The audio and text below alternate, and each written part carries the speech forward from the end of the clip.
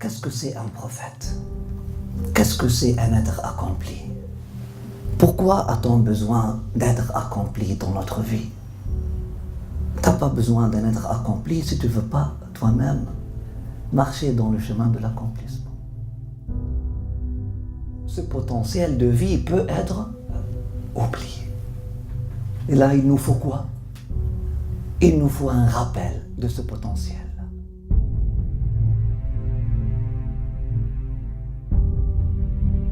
La naissance du prophète, sallallahu alayhi wa sallam, n'est pas n'importe quelle naissance.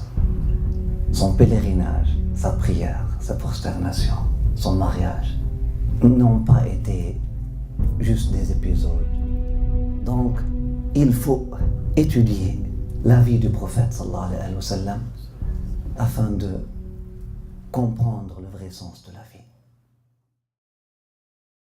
Là, on comprend que c'est une vie qui n'est pas comme les autres vies.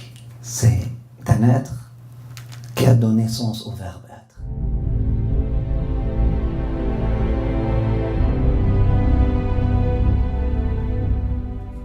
Si vous avez une question, bienvenue. Ou un commentaire, bienvenue. Marhaban. Il n'y a pas une question, un commentaire en ligne des Français qui font Qiyam al-Layl? Des Français et Françaises qui choisissent de faire Qiyam al-Layl avec nous? Oui, bienvenue. Wa alaykoum salam wa rahmatullah. Je sais pas comment vous avez abordé un peu le thème de ma question, mais je me demande peut-être... Bismillah. Inch'Allah. Vous parliez de un peu la différence entre... Excuse-moi, j'essaie de trouver mes mots là. Bref, je vais expliquer ce que j'ai dans la tête et vous allez comprendre d'où je viens. Par exemple, vous avez parlé à propos de comment c'est l'amour d'Allah, c'est l'amour et vouloir voir le visage d'Allah qui fait en sorte qu'il nous différencie entre les deux mondes. Avant, Inch'Allah, je reviens vers cette idée-là, mais avant, j'étais comme ça. J'ai trouvé l'islam, j'ai compris les châtiments de la tombe, j'ai compris les châtiments de l'enfer. Et là, j'ai peur de retrouver le visage d'Allah parce que je ne sais pas ce qui m'attend avant de retrouver son visage. Donc, comment est-ce qu'on fait pour changer cette mentalité-là? Parce que je comprends, c'est un peu de l'islam moderne. C'est l'islam primitif moderne. Primitif moderne. Je vois vraiment, subhanallah, c'est très clair. Mais pour retrouver ce chemin et de... Parce que j'ai entendu, puis ça se peut aussi, c'est l'islam primitif moderne qu'on parle de là, qu'un croyant a plus peur de Allah que... Tu sais, un croyant, genre comme un croyant, il aime Allah, mais aussi un qui pleure par sa peur, c'est mieux vu. Je ne sais pas pourquoi, je ne comprends pas cette... Voilà, donc visage me dit tout. Donc, bref, je pense que, Inch'Allah, si vous pouvez comprendre d'où je viens. Au contraire, Bismillah. Bismillah. Nous avons parlé d'un mot-clé qui s'appelle patrimoine. Comme il y a un patrimoine moral, il y a un patrimoine spirituel. Comme il y a un héritage moral, il y a un héritage spirituel. On ne peut pas comprendre la spiritualité islamique sans étudier, sans aller aux sources de ce patrimoine-là spirituel, sans découvrir le patrimoine spirituel. Tu ne peux pas comprendre l'islam sans lire Rabi' al-Adawiyya. Tu ne peux pas être musulman sans lire Abul Hassan al-Shaduli. Tu ne peux pas être un bon musulman sans lire Al-Hikam al-Ata'iyya. Tu ne peux pas être un bon musulman sans lire Rumi. Tu ne peux pas être un bon musulman sans avoir accès à l'héritage et au patrimoine spirituel de l'islam. Ce n'est pas à nous maintenant de lire le Coran et puis trouver ça. Il y a des générations avant nous qui ont trouvé l'amour de Dieu dans le Coran et qui l'ont vulgarisé pour nous et qui l'ont projeté, qui l'ont représenté clair devant nos yeux. Et puis encore plus, ils nous ont invités à cet amour-là et ils nous ont montré le chemin. Et au contraire, on trouve que, d'ailleurs, deux larmes, laquelle vaut plus? Au contraire, c'est exactement le contraire de ce que vous venez de dire. Ali alayhi salam disait, deux larmes, une qui vaut des milliers de fois plus que l'autre. Dans la balance, une larme de soif pour Dieu, une larme de peur de l'enfer.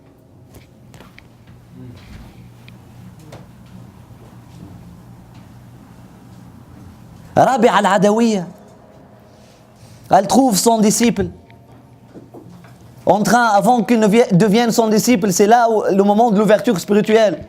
Il pleurait, et puis elle me dit, écoute, tu m'as distrait toute la nuit, tu as distrait les anges, tu as désharmonisé notre équilibre spirituel avec tes larmes. Je dis pourquoi? Je dis, subhanallah. Tu pleures, oh Dieu, protège-moi de l'enfer, Dieu, protège-moi de l'enfer, Dieu, protège-moi de l'enfer. C'est pour ça que tu pleures toute la nuit. Mais est-ce qu'il y a des choses qui valent mes pleurs, qui vont justifier les pleurs plus que ça, lui a dit.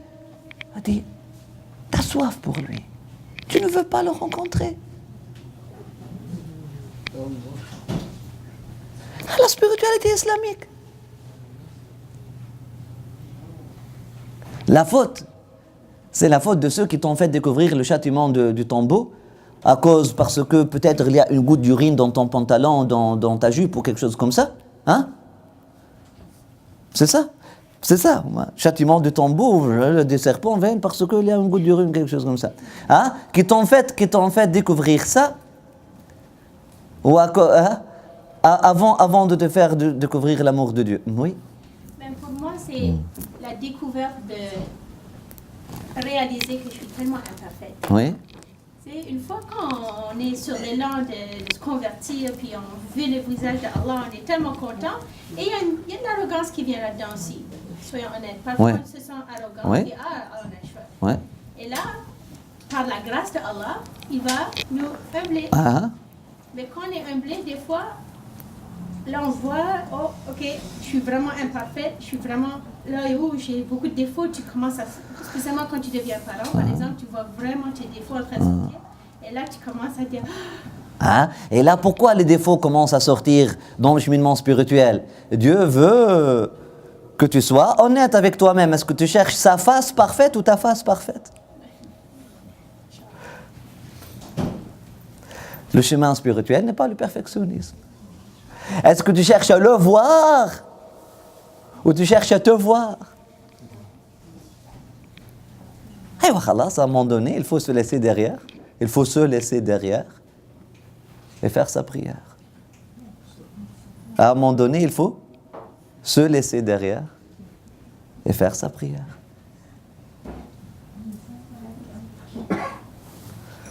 Moïse a dit à Allah subhanahu wa ta'ala,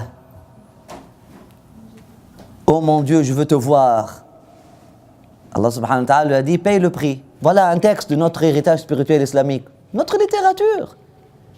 C'est du patrimoine universel.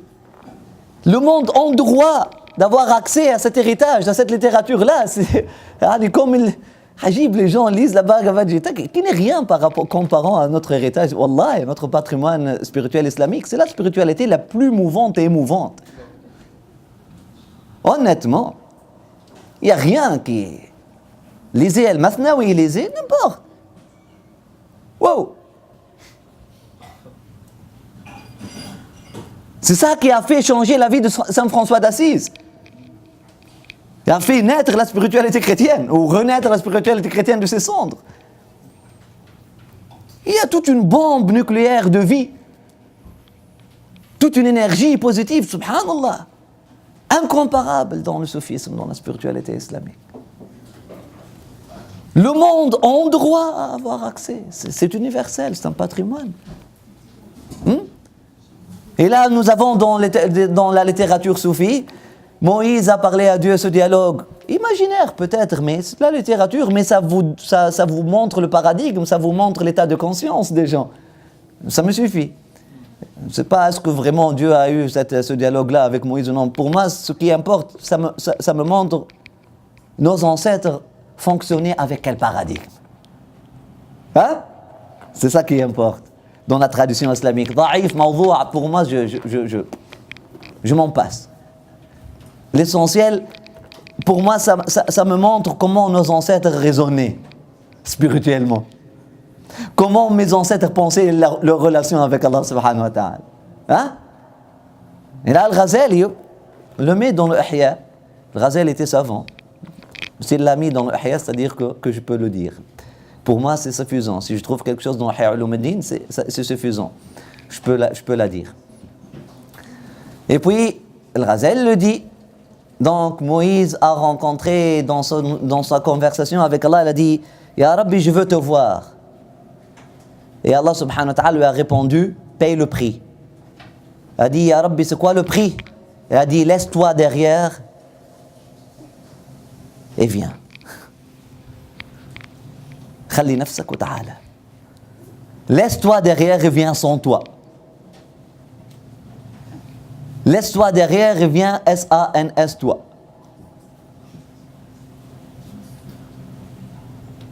Alors, nos ancêtres étaient fous, hein? C'est quelque chose. Hein? Parce que tu es folle. Le langage des oiseaux. Juste lire le langage des oiseaux de l'Attar. Yani, le parfumeur, son nom.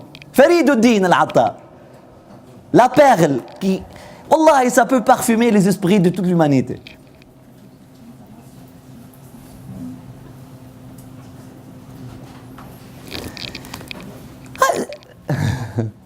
Avant, les gens avaient accès à cette spiritualité, à ces histoires-là, avant d'avoir accès même à comment faire les saintes prières.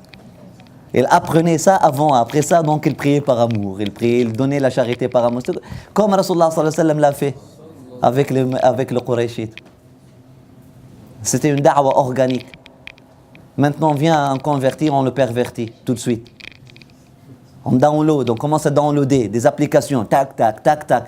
Et écoute, mange pas monoglycéride 2, 3. Écoute, voilà, khalas, on lui donne le jour de sa conversion. Oh mon Dieu. Qu'est-ce que dit la québécoise? Oh mon Dieu. Oh mon Dieu, comment on le dit? Les Québécois, lorsqu'ils. Hein? Oh mon Dieu du ciel, le Seigneur, ou quelque chose comme ça. Lorsqu'ils sont vraiment là. Oh! Oh! Oh! Une fille est venue, j'étais à la mosquée ce jour-là. Et puis, j'étais là, puis, bon, une fille, elle est venue pour se convertir.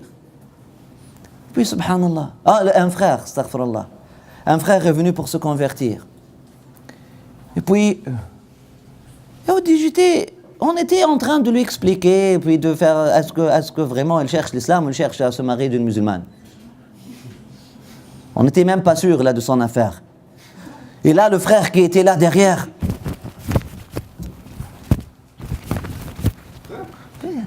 Est-ce que je l'égorge? Qu'est-ce que je fais?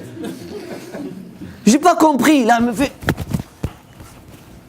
Il était fâché, là. C'est quoi l'affaire? À un moment donné, il m'a tellement dérangé, il dit, hé frère, calme-toi. Il m'a dit, les anges ne vont pas venir. Pourquoi? Il dit, il y a un collier d'or autour de son cou. Oh mon Dieu.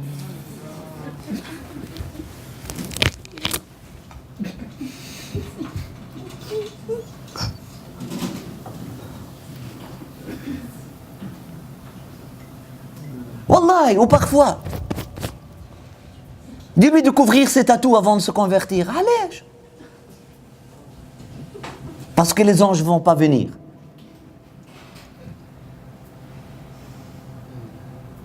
Ou la fille, elle demande sur l'islam, mets quelque chose sur sa tête. Et on dit, laisse-la avant.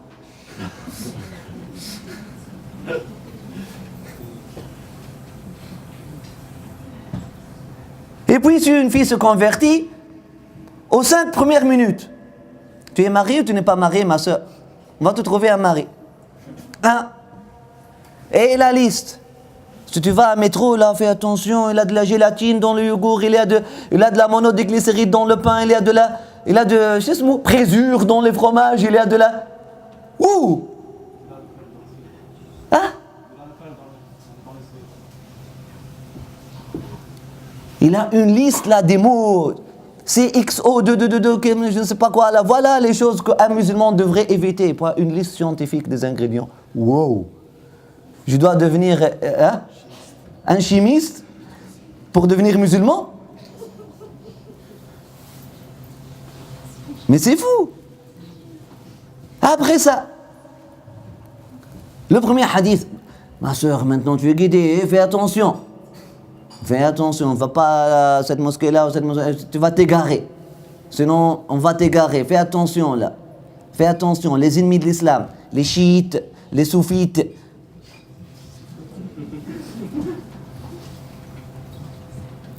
Les shirk. Les gens ne font même pas différence entre cheikh et shirk. On m'appelle Shirk Hamdi. Oh, Shirk Hamdi. Ma soeur, est-ce que tu m'insultes?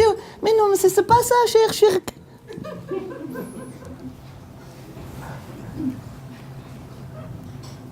Vraiment, là, c'est un SOS, là.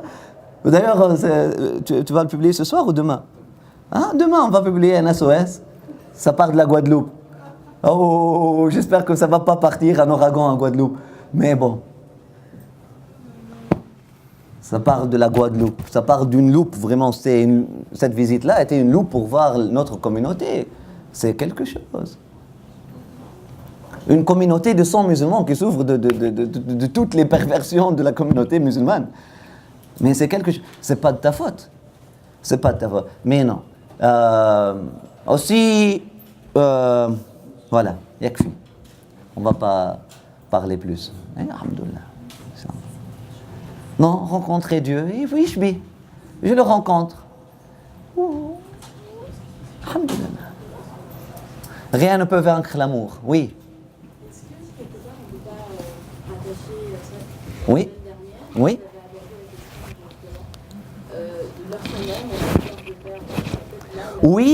De leur père, oui, oui. Une très très belle question. Donc notre sœur Marlie, elle pose la question, est-ce qu'on ne peut pas rattacher cette question-là, une question très légitime, dans un cheminement spirituel authentique, qui dit, lorsqu'on aime, on ne veut pas perdre notre bien-aimé. Salam alaikum. Bon, si j'aime quelqu'un, je ne veux pas perdre cette relation-là parce que j'aime mon bien-aimé. Je ne veux pas le perdre. Sauf que, oui, cette peur-là doit être contrôlée par l'amour et la confiance et la bonne aqida dans ton bien-aimé. Mais est-ce que mon bien-aimé est comme ça? Mais est-ce que mon bien-aimé is ready to give up on me like this? Mais est-ce que mon bien-aimé est fataliste? Mais comment je puisse aimer un fataliste? Mais est-ce que mon bien-aimé est fasciste? Mais comment je puisse aimer un fasciste? Mais est-ce que mon bien-aimé est impulsif? Comme ça, vraiment, reste là, pour la vie, condamné. Est-ce que je peux aimer quelqu'un comme ça? Est-ce que ces caractéristiques-là, ou ce caractère-là et l'amour peuvent... Hein? Est-ce qu'on peut vivre une vraie relation d'amour avec une personne comme ça? Impossible. Ou avec un être comme ça. Est-ce qu'on peut penser à Dieu de cette façon-là et l'aimer? Impossible. Oui, j'aime Dieu. Je ne veux pas risquer ma relation avec lui, sachant que Dieu est pardonneur. Sachant que Dieu donne une chance après une autre. Sachant que mon bien-aimé m'a dit que je suis prêt à pardonner et que mon amour, et que ma rahma, et que ma bienveillance, et que ma miséricorde précède et overwhelm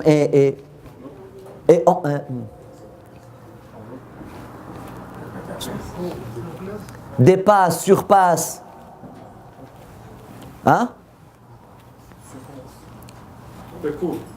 Recouvre ma colère ou surpasse ma colère ou contrôle ma colère, etc. etc., etc., etc. Ok? Oui, mais il faut avoir une bonne aqida. Ce n'est pas de la paranoïa. Hein? La peur de perdre la relation avec Dieu ne justifie pas une paranoïa. Parce qu'il faut connaître avant d'aimer. C'est pour ça que nous avons besoin de cours de aqida. Et puis, Sayyidina Moussa, alayhi salam, oui, ils ont fait toutes ces erreurs-là. Mais une fois arrivé à la rencontre de Dieu, lorsque la montagne s'est écroulée, qu'est-ce qu'il a dit? Non, pas maintenant. Hachak, tu n'es pas comme ça. Si tu aurais voulu nous punir, tu aurais pu le faire, ça fait longtemps. Tu nous appelles pour nous décevoir? Subhanak. In hiya illa fitnatuka. Gloire à toi. Tu n'es pas comme ça. Ceci est juste un test pour voir est-ce que nous croyons en toi pour du vrai ou non. Subhanallah. On trouve ça dans le Coran. Les prophètes qui n'ont jamais perdu espoir, qui n'ont jamais douté l'amour de Dieu, dans les circonstances les plus noires. Oui. Je trouve que souvent on a tendance à réduire Dieu dans un zèle, Oui. Finalement. Dans un Dans un zèle, certaines personnes, un peu, je trouve, dans le zèle spirituel, finalement, dans le de glorification de Dieu, finissent par réduire Dieu à juste des attributs, mais qui sont presque mesquins, je trouve. Oui. Je trouve ça dommage, en fait. Dans un zèle religieux, dans un zèle, oui, effectivement, dans un zèle de pratique. Effectivement, oui, ça réduit Dieu, et puis effectivement, ça le réduit en un. Oui. Elle est où la ligne entre la manie et la taqwa? La ligne entre la manie et la taqwa.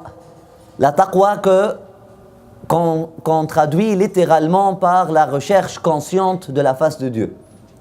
Ou la conscience complète, hein, ou la conscience nourrie et continue, hein, de la présence de Dieu, ou de la présence avec Dieu. La manie, elle est à propos de soi. La taqwa, elle est à propos de Dieu. Si tu te cherches, tu es dans la manie. Si tu cherches la face de Dieu, tu es dans la taqwa. Taqwa, c'est chercher la face de Dieu. Manie, c'est me chercher moi-même. Là, on tombe dans la manie. Voilà. Aussi simple que ça, bien que ce n'est pas simple. De sortir de soi, effectivement, mais il te faut une énergie, un élan. Il faut se connecter à l'élan, tout simplement. Se connecter à l'élan, faire son dhikr, puis faire le dua, ou ala Allah al-kamal, Inch'Allah. Ala Allah qasdu sabil. Allah subhanahu wa ta'ala va vous, Inch'Allah. Mais voilà, la manie, c'est lorsque je suis obsédé par une image de moi-même, par mon image, par l'image de mes temps religieux, hein? Par l'image de mes temps mourides, par l'image de comprends? De matin mouride ou religieux. C'est la manie. Et la taqwa, c'est lorsqu'on devient attaché et vraiment nostalgique, et puis on veut vraiment à la face de Dieu, on veut trouver la face de Dieu, on veut retrouver la voix de Dieu qui nous a parlé un jour, on cherche ce trésor caché pour lui et par lui, c'est pas pour moi, c'est pour... La manie, c'est à propos de l'image. La taqwa, c'est à propos de la réalité. Mais dans les cas, par exemple, ouais. Certaines personnes vont faire le wudu. Ouais. Et s'ils ont toute fait derrière, puis s'ils font quelque chose, même quand ils sont seuls, pas pour leur image, mais ils ont comme une manie. C'est l'image. Mais lorsqu'on parle de l'image, Habibi, tu sais que les gens, le narcissisme, les gens qui se regardent au miroir seuls. Je connais des gens devant les autres, ils ne se regardent pas au miroir. Mais lorsqu'ils sont seuls, vraiment, ils se regardent trop au miroir. Je connais plein de personnes qui se maquillent pour elles-mêmes. Et qui peignent leur barbe pour eux-mêmes. L'image, c'est par rapport à toi-même. Tu veux être content de toi-même. Tu veux te contenter, tu veux être satisfait de toi-même, c'est ça l'image. Ton image devant toi-même, c'est ça le shirk le plus grave. Qu'est-ce qui est plus grave, al-ujb ou al-riya?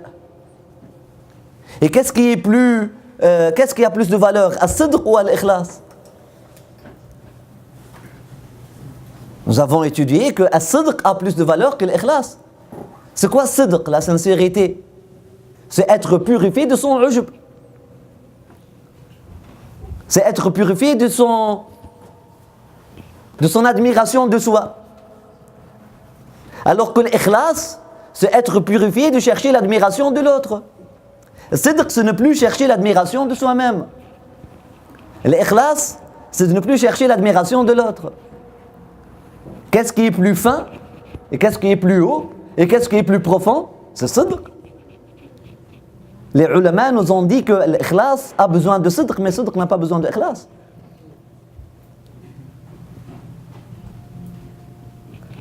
La pureté a besoin de sincérité, mais la sincérité n'a besoin de rien.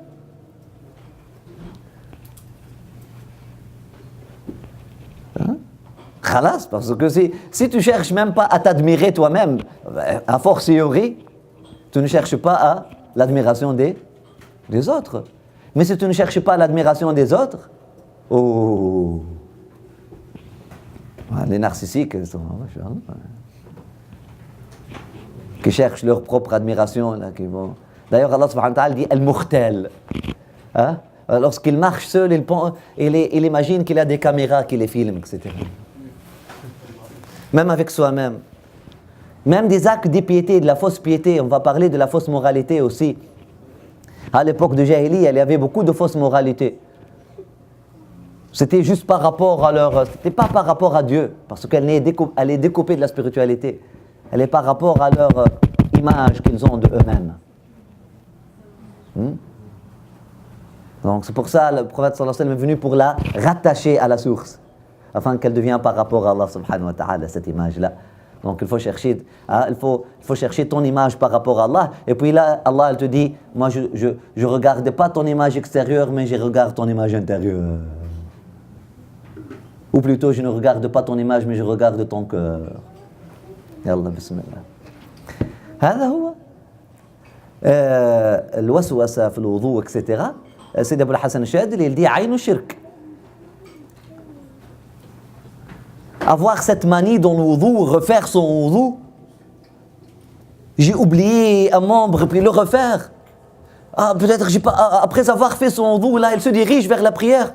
Et là, le waswas lui vient. Ah, je pense que j'ai laissé une tâche. Peut-être j'ai laissé une tâche derrière mon pied, etc. Et là, elle revient. Il refait son wudu. Et là, il a ressenti un petit mouvement. Ah, j'ai perdu mon. Et là, elle revient. Et même pour Hassan Shadili, le guide spirituel, te dit ça, c'est l'essence du shirk. Ça, il te dit, tu t'adores ou tu adores Dieu? Aïn al-kibr. Te dit, la source de l'waswasa, c'est le kibr. C'est penser, c'est être dans cette illusion-là, penser que tu peux donner quelque chose de parfait à Allah. De toute façon, tu ne pourras pas. Fais de ton mieux et bismillah.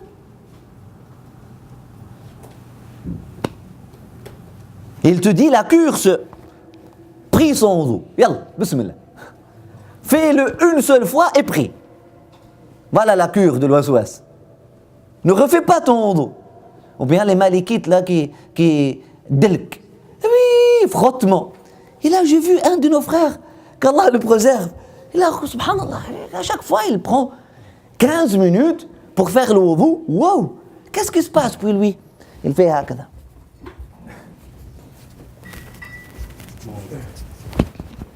Et c'est pas le seul, hein? Parce que c'est comme ça qu'ils ont appris dès le frottement. Il faut frotter chaque cellule de la peau. Et écoute-le, c'est pas ça. Comment tu le fais? Je le fais comme ça. C'est fait. Mais il m'a dit, tu as juste généralisé le. Tu n'as pas frotté. Qu'est-ce que ça veut dire? Tu penses que frotter, ça veut dire s'arracher la peau? Ah non, frotter. Il dit, ok, comment alors faire le wudu sans delk? Faire le wudu sans delk lorsque juste je fais couler l'eau sur ma main. Ou je fais tremper mon bras dans le lavabo. Selon le Ahnaf, ton wudu est valide. Juste tu trempes ton bras. Khalas, ton wudu est valide. Tu n'as pas besoin de faire le delk. Selon le Maliki, ils te disent non, tu dois faire ça. Passer ta main légèrement sur. Ça ne veut pas dire. Wallahi, ce n'est pas le seul. Ah, je suis certain, parmi vous ici, j'ai vu avec mes propres yeux, qu'est-ce que tu veux? Il y a des frères comme ça, wow, obsédés avec leur wudu. C'est de la manie. Je ne dis pas qu'ils ne sont pas sincères, mais c'est pas pour, lorsque je dis ça manque, c'est du kibr. C'est de l'ignorance aussi.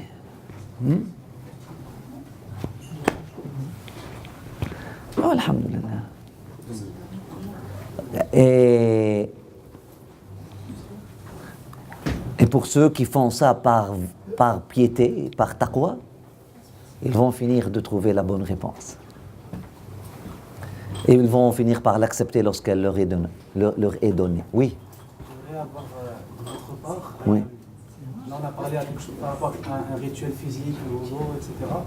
Mais si on fait un parallèle avec nos intentions quand on fait quelque chose, ce doute-là constant de est-ce que je suis vraiment véridique, est-ce que je suis vraiment authentique? Et c'est quoi la cure? Oui, se poser, est-ce que je suis véridique, est-ce que je suis authentique? Il faut toujours se poser cette question-là. Mais, c'est quoi la réponse?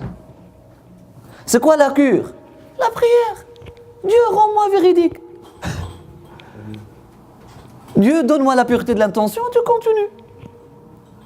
Et tu continues. Allah te le dit dans le Coran, فَإِذَا عَزَمْتَ فَتَوَكَّلْ عَلَى اللَّهِ. Lorsque tu commences une affaire, continue là et appuie-toi sur Allah, pas sur toi-même, pas sur ta pureté d'intention. Il ne faut pas rendre la pureté d'intention à notre idole.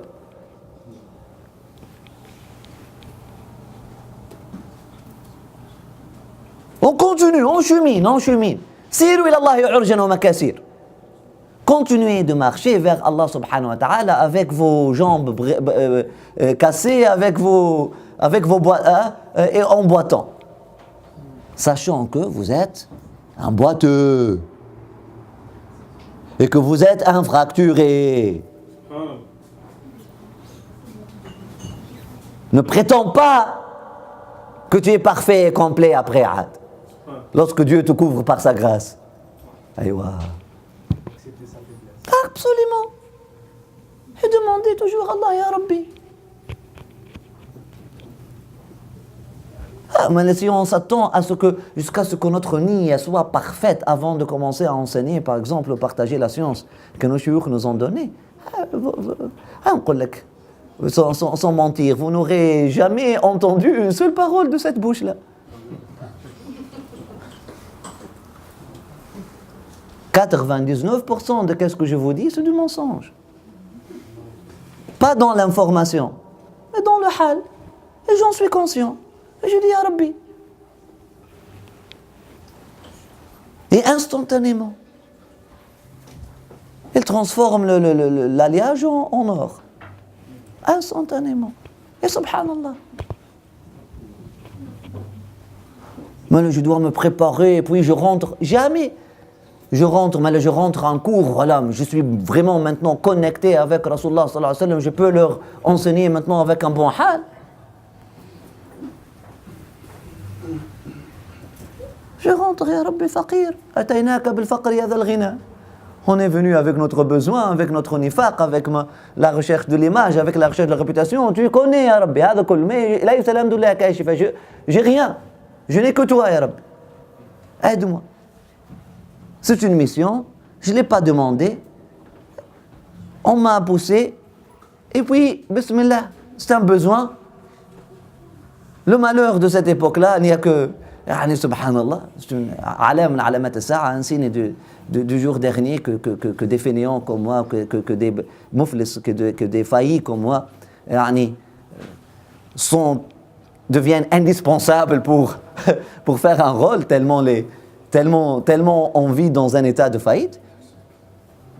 Et tout simplement, je dois le faire. Parce qu'il n'y a pas d'autre. Wallah, s'il y avait vraiment d'autres qui se sacrifient, qui sacrifient leur image, puis ma'alish, et puis afin de corriger les paradigmes des jeunes, sauver la flamme de la foi pour la prochaine génération. Qasaman billah al-wahid al-ahad, je serai dans une cave en train de faire mon cheminement romantique. Parce que je suis toujours là-bas. cherche toujours le romantisme. Peut-être que je serais devenu hindou ou quelque chose en train de faire un peu de yoga, vivre en paix avec mon Seigneur dans une cave. Mais c'est dit. Hein? Wallah, rien de plus aimé à moi. Qasaman billah. Wallah, al-wahad al-ahad. Mais, oui. Donc ce qui nous fait prendre la décision d'aller de l'avant, c'est quand on voit qu'il y a un manque. Quand on voit qu'il y a un manque, quand il y a un appel. Et le début est pur. Je ne commence pas en cherchant autre que Allah. Takbir al-ihram. Le commencement. Je commence en cherchant Dieu. Après ça, c'est l'intention au cours de la route, etc. Il faut garder la vigilance. Et puis à chaque fois qu'il a des armées, oh Rabbi. Même le prophète sallallahu alayhi wa sallam a commencé Médine lorsqu'il a eu une armée parfaite, et puis des murailles parfaites, et 100 000 hommes forts. Il a commencé avec 70 bédouins. Avec un cheval, et puis quelques épées, et puis... Il a commencé. Après ça, lorsque les attaques sont venues, les armées sont venues, qu'est-ce qu'il a dit? Ya Rab, Ya Hayy Ya Qayyum, Ya Hayy Ya Qayyum. Mon corps est mort, mais toi tu es vivant. Moi je manque de souciance et de vigilance. Toi tu es toujours vigilant et soucieux de mon affaire. Oui, Mustafa, viens, Habib. Viens m'embrasser. Viens avec tes chaussures. Bismillah. Tu es Mustafa, tu viens avec tes chaussures. Allah. بسم الله بسم الله بسم الله اللهم صل وسلم وبارك على سيدنا وحبيبنا وشفيعنا محمد وعلى آله وأصحابه الطيبين الطاهرين. اللهم pardonne nos péchés, protège-nous de nous-mêmes, protège-nous de toutes les illusions, ya Arhamar Rahimin, Rabbil Alamin, et donne-nous le courage, donne-nous l'espoir, afin qu'on continue notre cheminement et continue le partage. يا أرحم الراحمين رب العالمين صلي وسلم وبارك على سيدنا حبيبنا شفيعنا محمد وعلى آله وأصحابه الطيبين الطاهرين. الفاتحة. الحمد لله رب العالمين الرحمن الرحيم مالك يوم الدين إياك نعبد وإياك نستعين اهدنا الصراط المستقيم صراط الذين أنعمت عليهم غير المغضوب عليهم ولا الضالين آمين.